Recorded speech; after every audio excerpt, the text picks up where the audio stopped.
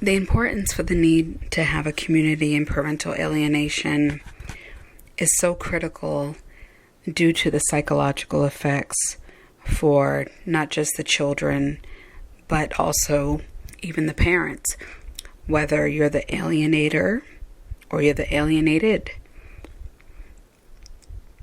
It's very difficult to try to explain what parental alienation is and what it looks like and all the different forms that it takes through families, friends, colleagues, anyone that you may interact with. Parental alienation, the effects of it can spread so far that it can alter certain relationships that you never anticipated. What I will tell you is on this journey, you will uncover degrees of things, red flags that you may not have paid attention to before you even had children or before you even engaged fully with this person, whether it was a boyfriend, fiance, whether it was a girlfriend, whether it was a husband, wife, whatever the dynamic is. The layers of parental alienation run deep, so deep that those that are close to you, the judgment that you receive, the lack of understanding at times, because it can be very, very difficult for individuals to grasp what it is and that it's actually happening. That's a whole nother dynamic, explaining what it is and then showing that it actually is happening. The thing about parental alienation is it's like a slow drip. It's something that happens over time. It's very calculated. It's a thought out process. And if you don't have strong support groups along the way, you can get sucked into a series of vortexes that they have. And trust me, there are plenty of vortexes that they have. So just remember that if you are a parent or parents that are in the middle of a high complex situation, and the children, or whether it's grandparents or whatever the dynamic may be, there is a way out. It does take time. The layers do come apart as they may. You're not in control of that aspect.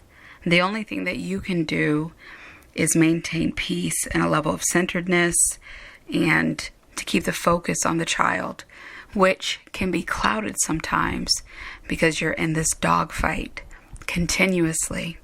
You're trying to convince the other parent of their behavior and what they're doing, but they may not be able to see it.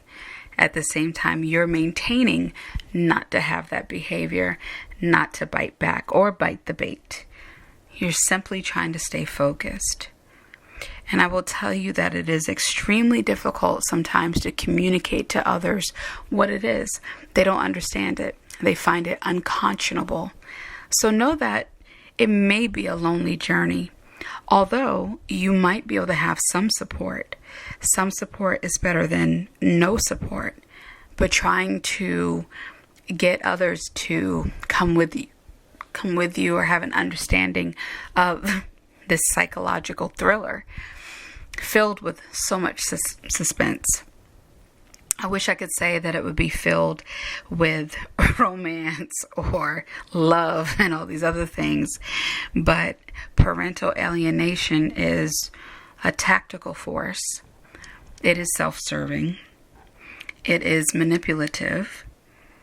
It is one direction. It does not understand the dynamics of sharing, caring, and love. It only breeds on the very psychological platform and story that was created. And in that, the parent thinks that they are protecting the child by all means necessary.